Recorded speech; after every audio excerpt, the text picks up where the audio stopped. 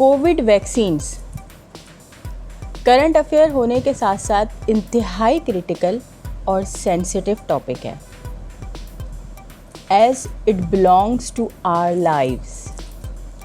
आज मेरी पूरी कोशिश है कि मैं आप सबको वैक्सीन्स के हवाले से वो तमाम बातें बताऊं जो हम सबको लाजमी पता होनी चाहिए, तभी हम आगे कुछ फ़ैसला भी कर सकते हैं। मेरी आज की इस वीडियो का पूरा मकसद है कि मैं इस पैगाम को आगे तक पहुंचाऊं।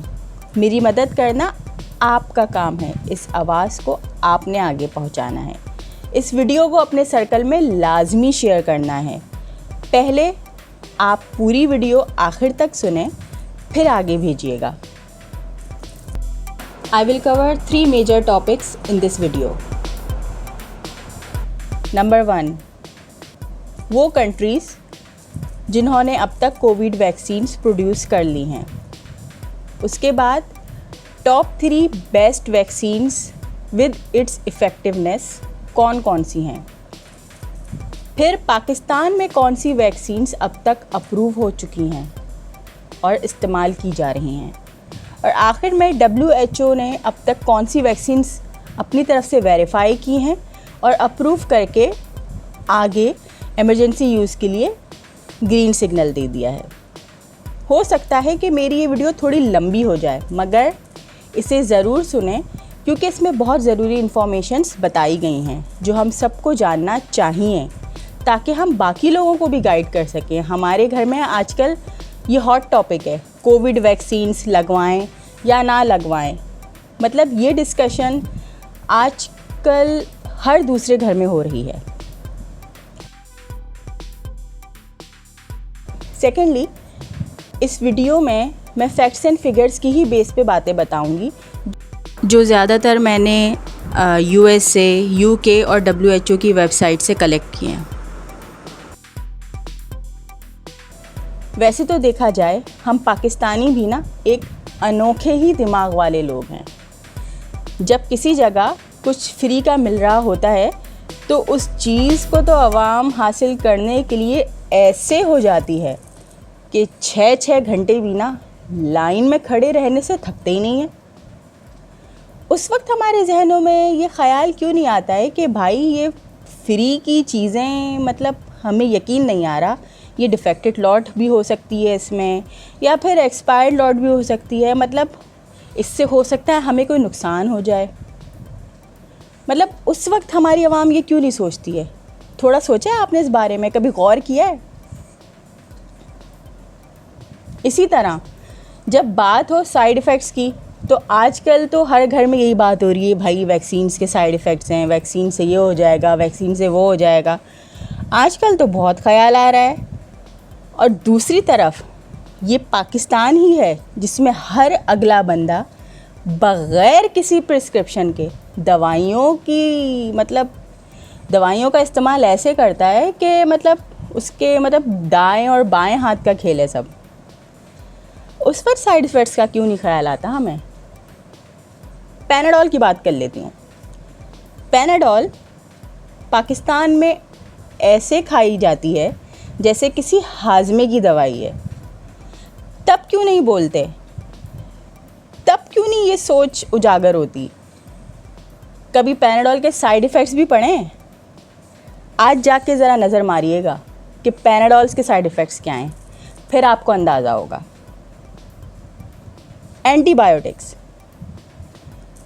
एंटीबायोटिक्स को हर मुल्क ने बैन कर दिया है, मगर पाकिस्तान में इसका इस्तेमाल अभी तक धड़ल्ले से जारी है। उस वक्त भी हमें कुछ ख्याल नहीं आता है।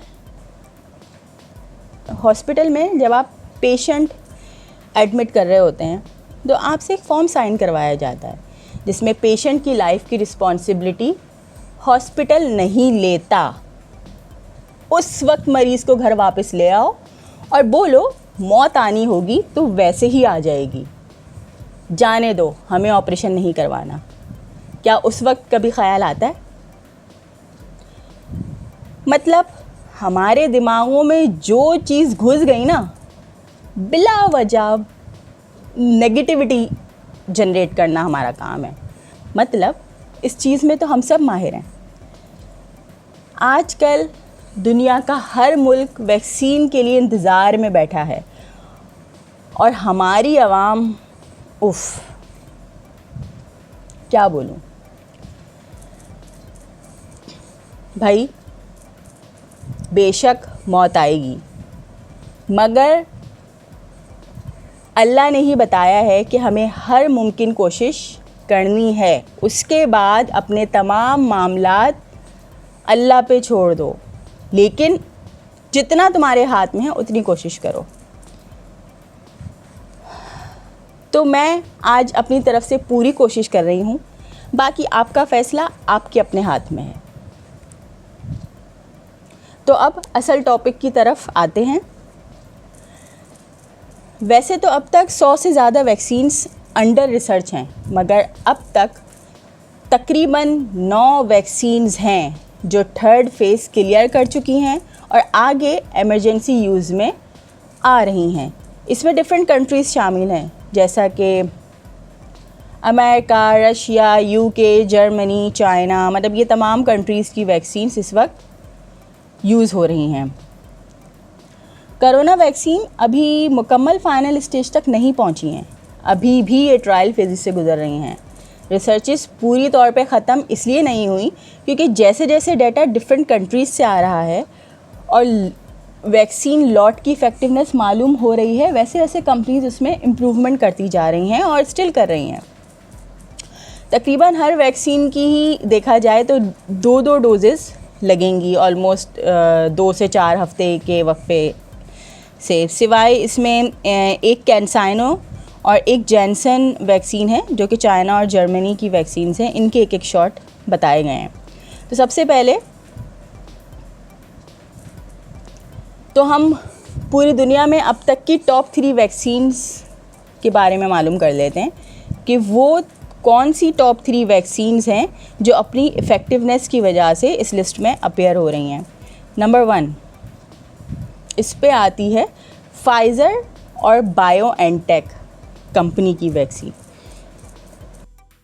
बेसिकली अमेरिका एंड जर्मनी दोनों मिलके इस वैक्सीन पे काम कर रहे हैं। इनिशियली ये जर्मनी में मतलब इसके ऊपर वर्किंग हुई थी, फिर उसके बाद अब अमेरिका में इसके ऊपर काम हो रहा है और इसकी इफ़ेक्टिवनेस जैसा कि आप सामने स्क्रीन पे देख रहे हैं 91.3% बताई गई है। कुछ जगहों पे 95% तक भी इसकी इफ़ेक्टिवनेस को बताया गया है। शुरू में इसकी स्टोरेज कंडीशंस इंतहाई टफ थी, तकरीबन आप कह लें कि ये नामुमकिन था इसको स्टोर करना, इसको डिस्ट्रीब्यूट करना, क्योंकि इसकी जो टेम्परेचर रिक्वायरमेंट थी वो -60 डिग्री सेंटीग्रेड से लेके -90 डिग्री सेंटीग्रेड तक थी, जो कि इम्पॉसिबल था इसको स्टोर करना। लेकिन अभी रिसेंटली इन्होंने चेंजेस की हैं और फरवरी में इन्होंने अनाउंस किया है कि अब इस वैक्सीन को -15 से लेके -25 डिग्री सेंटीग्रेड तक स्टोर किया जा सकता है।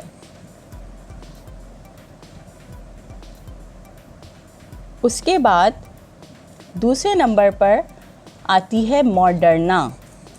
ये vaccine purely American based vaccine है और इसकी इफ़ेक्टिवनेस या एफिकेसी आप कह लें मोर देन 90% बताई जा रही है एज़ पर न्यूयॉर्क टाइम्स, और कुछ जगहों पर 94.1% भी मतलब बताई गई है इसकी।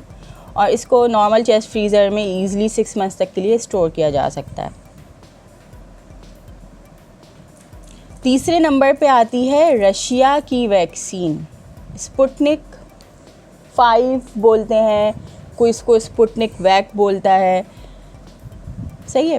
तो इसके नाम से है और इसकी इफ़ेक्टिवनेस तकरीबन 91.6% बताई गई है और इसको भी नॉर्मल चेस्ट फ्रीज़र में ईज़िली स्टोर किया जा सकता है अप टू 6 मंथ्स। अब हम आते हैं वो वैक्सीन्स जो अब तक पाकिस्तान में अप्रूव हो गई हैं और फ़िलहाल यूज़ हो रही हैं।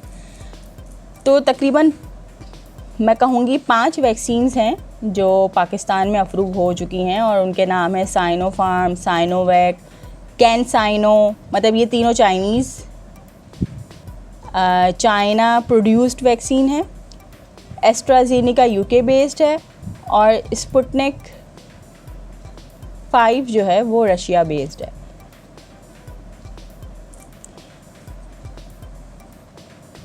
साइनोफार्म के बारे में सबसे पहला और दिलचस्प इंकशाफ जो हमारी आवाम को हुआ था, उसके बाद तो ये लहर बड़ी तेज़ी से आग की तरह पूरे पाकिस्तान में फैल गई थी, जब स्पेशली हमारे प्राइम मिनिस्टर इमरान खान साहब ने वैक्सीन लगवाई और विद इन फ्यू डेज़ जो है he was reported as corona positive. बस फिर क्या था, हर घर में शोर शुरू के जाली है, ख़राब है, धोखा है, बला बला बला बला बला। इसके बारे में बताती चलूँ। फ़िलहाल ये वैक्सीन जो है वो डिफरेंट ममालिक में टेस्ट की जा चुकी है, जिसमें Argentina, Bahrain, Egypt, Morocco, Pakistan, United Arabs जैसे ममालिक शामिल हैं। और चाइना ने ख़ुद जो डिक्लेयर की है इसकी इफ़ेक्टिवनेस वो 79.3% डिक्लेयर की थी।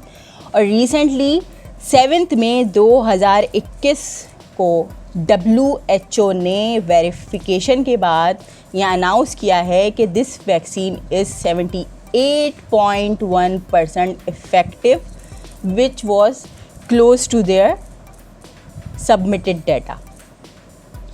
सही है।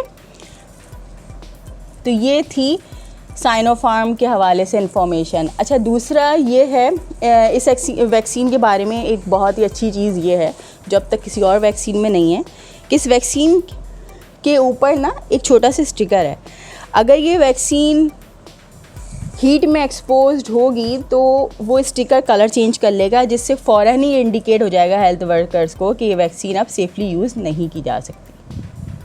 तो एक बहुत अच्छा ये पॉइंट साइनोफार्म कंपनी ने प्रोवाइड किया है। साइनोवैक तकरीबन डिफरेंट ममालिक में ऑलरेडी टेस्ट की जा चुकी है और इसकी जो टेक्नोलॉजी है वो क्लोज टू साइनोफार्म है। और रिसेंटली जब डिफरेंट कंट्रीज़ से जो डाटा कलेक्ट किया गया है तो इसकी डिफरेंट जो है वो इफ़ेक्टिवनेस परसेंटेज आई है। जैसे कि आप स्क्रीन पे देख रहे हैं सामने, ब्राज़ील में इसकी जो रिपोर्ट हुई है इफ़ेक्टिवनेस ब्राज़ील कंट्री के लिहाज से वो शुरू में तो ज़्यादा थी, लेकिन जैसे जैसे डाटा कंपाइल होता गया तो इसकी इफ़ेक्टिवनेस 50.6 रिकॉर्ड हुई है फ़ाइनल। और टर्की में यही वैक्सीन जो है वो 91.25% रिकॉर्ड हुई है। इस वैक्सीन की ऑलमोस्ट 2 शॉट्स ही लगेंगे 2 हफ्ते के वक्फे से, और इस वैक्सीन को नॉर्मल रेफ्रिजरेटर में स्टोर किया जा सकता है ईज़िली। अच्छा, ये जो वेरिएबल इफ़ेक्टिवनेस आई है इस पे वैसे कंपनी काम कर भी रही है, और साथ साथ इसमें एक शुबा भी आया था कि जो ट्रायल्स थे वो डिफरेंट डिज़ाइन हुए थे, जिसकी वजह से ये परसेंटेज भी डिफरेंट अपीयर हुई हैं। तो ये एक डिस्कशन एक अलग से चल रही है इस वैक्सीन के हवाले से। 3rd नंबर पे आती है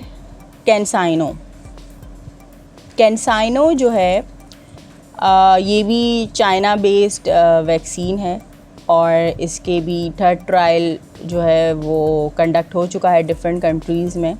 तकरीबन 40,000 लोगों के ऊपर ये टेस्ट की जा चुकी है और ये सिंगल डोज वैक्सीन है और इसको भी नॉर्मल आप रेफ्रिजरेटर में स्टोर कर सकते हैं। और इसकी जो इफ़ेक्टिवनेस अभी सामने आई है वो 65.28% सामने आई है। इसके बारे में ये कहा जाता है कि वक्त के साथ साथ इसकी इफ़ेक्टिवनेस जो है वो ड्रॉप होगी, तो हो सकता है कि फ्यूचर में बूस्टर की ज़रूरत पड़े। तो अभी इसके ऊपर कंपनी काम कर रही है और साथ साथ कंपनी ये भी कहती है कि अगर बूस्टर लगेगा तो इसकी इफ़ेक्टिवनेस बूस्टर के बाद 90 तक रीच कर सकती है। तो लेट्स सी क्या होता है। लेकिन इन तमाम चाइनीज़ वैक्सीन्स के कॉमन साइड इफ़ेक्ट्स हैं, जैसे कि आप जब अपने बच्चों को वैक्सीन्स के लिए लेकर जाते हैं तो ऑन साइट पेन या उसके बाद थोड़ी स्वेलिंग और फीवर, मतलब ये कॉमन सिम्टम्स हैं। तो इन वैक्सीन्स का भी यही है। साथ साथ थोड़ा फटीग या फिर आप ये कह लें कि हेडेक वगैरह, मतलब इस तरह की चीज़ें पाई गई हैं। तो सीवियर कोई सिम्टम्स नहीं रिपोर्ट हुए हैं। और देखा जाए तो पाकिस्तान में अब तक 3.8 मिलियन लोगों को वैक्सीनेट किया जा चुका है, और फुली वैक्सीनेटेड अब तक जो पाकिस्तान की पॉपुलेशन है वो 0.4% है। तो उसमें अब तक की जो वो कह लें ना, ये रिपोर्ट है कि ये नॉर्मल सिम्टम्स ही मतलब रिकॉर्ड हुए हैं वैक्सीनेशंस के बाद। चाइना की 3 वैक्सीन्स के बाद जो पाकिस्तान में चौथी वैक्सीन अप्रूव्ड हुई है वो है यूके बेस्ड एस्ट्राजेनेका। इसकी इफ़ेक्टिवनेस यूएस स्टडी के मुताबिक 76% आई है, और अगर मैं इसको WHO की वेबसाइट पे स्टडी करूं तो वो 63 पॉइंट समथिंग बताते हैं। यूके के साथ साथ जो है ये वैक्सीन डिफरेंट मैन्युफैक्चरिंग साइट्स पे प्रोड्यूस हो रही है, जिसमें रिपब्लिक ऑफ कोरिया शामिल है, इंडिया शामिल है। और इस वैक्सीन से एसोसिएट ब्लड क्लॉटिंग केसेस भी हैं। मतलब जब ये वैक्सीन्स का ट्रायल हुआ था यूरोपियन इकोनॉमिक एरिया में और यूके में, तो उस वक्त जो है वो कुछ परसेंट मतलब बहुत स्मॉल अमाउंट में कुछ केसेस रिपोर्ट हुए थे ब्लड क्लॉटिंग के। और ये तमाम केसेस जो है वो सर्टेन एज ग्रुप से ताल्लुक़ उनका था, मतलब वो यंगर एज के ही लोग थे, और जो सीनियर एज के लोग थे उनमें ये केस रिपोर्ट नहीं हुए थे। तो फिर इस स्टडी के बाद उन्होंने इस वैक्सीन को रिस्ट्रिक्ट कर दिया है कि 40 या 40 से ऊपर जो एज के लोग होंगे सिर्फ उन्हीं को ही ये वैक्सीन दी जाएगी। तो पाकिस्तान में भी यही चीज़ फॉलो हो रही है, जैसे कि बाकी कंट्रीज़ फॉलो कर रहे हैं। 40 प्लस लोगों को ही इसके शॉट्स लग रहे हैं। अब सामने स्क्रीन पे देख भी रहे होंगे, डॉक्टर फैसल सुल्तान ने बाकायदा अपनी ट्वीट में ये शेयर किया हुआ है कि जो भी गाइडलाइंस प्रोवाइड की गई हैं उस हिसाब से एडमिनिस्ट्रेट की जा रही हैं वैक्सीन्स। 5वें नंबर पे जो है वो रशिया वाली ही वैक्सीन है, जो मैं शुरू में आपको बता चुकी हूँ, जो टॉप 3 में भी शामिल होती है, स्पुतनिक 5। तो उस पर मैं दोबारा बात नहीं करूँगी, हम आगे बढ़ते हैं, वरना जो है वो वीडियो लंबी हो जाएगी मज़ीद। वैक्सीन्स जो अब तक WHO ने वेरीफाई करके अप्रूव की हैं और ऑफिशियली अपने पेज पे अनाउंस भी की हैं, तो तकरीबन ये 5 वैक्सीन्स जो हैं वो WHO की अप्रूव्ड लिस्ट में शामिल हो गई हैं। और रिसेंटली जैसे मैंने आपको शुरू में भी बताया था कि 7 मई 2021 को साइनोफार्म जो है वो इंक्लूड हो गई है इनकी इस लिस्ट के अंदर। और साइनोफार्म जो है वो पाकिस्तान में भी मतलब यूज़ की जा रही है। एस्ट्राजेनेका के बारे में मैं आपको ऑलरेडी बता चुकी हूँ, ये भी पाकिस्तान के अंदर यूज़ की जा रही हैं। अच्छा, ऊपर की जो 3 वैक्सीन्स हैं, इसमें से जैनसन के बारे में मैंने आप लोगों से कोई मालूमात शेयर नहीं की है, तो जैनसन्स के बारे में थोड़ा सा हम समझ लेते हैं। जैनसन या जॉनसन एंड जॉनसन ये एक ही कंपनी का नाम है। ये basically Germany based American company है। तो इसकी इफ़ेक्टिवनेस जो अब तक रिकॉर्ड हुई है वो भी वेरिएबल आई है। मतलब यूनाइटेड स्टेट्स में 72% कहा गया है कि इसकी इफ़ेक्टिवनेस है, 68% ब्राज़ील में है, 64% साउथ अफ्रीका में है। तो इस पर भी अभी काम चल रहा है, और ये वैक्सीन सिंगल डोज के लिए डिज़ाइन की गई है। और इसकी मतलब स्टोरेज कंडीशंस काफ़ी अच्छी हैं, मतलब 2 साल तक आप इसको फ्रीज़र में स्टोर कर सकते हैं। तो ये वाली वैक्सीन्स जो हैं ये WHO की लिस्ट में शामिल हो गई हैं। अब ये तमाम मालूमात बेसिकली जानने और समझने का मकसद ये है कि हमें एटलीस्ट ये तो पता होना चाहिए कि आखिर दुनिया में हो क्या रहा है। और वैक्सीन्स के बारे में जो गलतफहमियाँ और नेगेटिविटी हमारे यहाँ है वो दूर हो, और हम फैक्ट्स एंड फिगर्स की बेसिस पे ये बात समझें और फिर हम डिसाइड करें कि हमें क्या स्टेप्स लेना चाहिए। मतलब लोगों की बातों में नहीं आना है, आपने ख़ुद पहले चीज़ें स्टडी करनी है, समझनी है। मैंने अपनी तरफ से पूरी कोशिश की है कि मैं आप लोगों को फैक्ट्स एंड फिगर्स की बेस पे समझाते हुए चीज़ें क्लियर करूं। इंशाल्लाह ताला उम्मीद है कि बहुत जल्द हम सब नॉर्मल ज़िंदगी की तरफ वापस आएंगे। आपसे फिर मुलाकात होगी। अगर आपको मेरी वीडियो पसंद आई है तो सब्सक्राइब करना मत भूलिएगा। अल्लाह हाफ़िज़।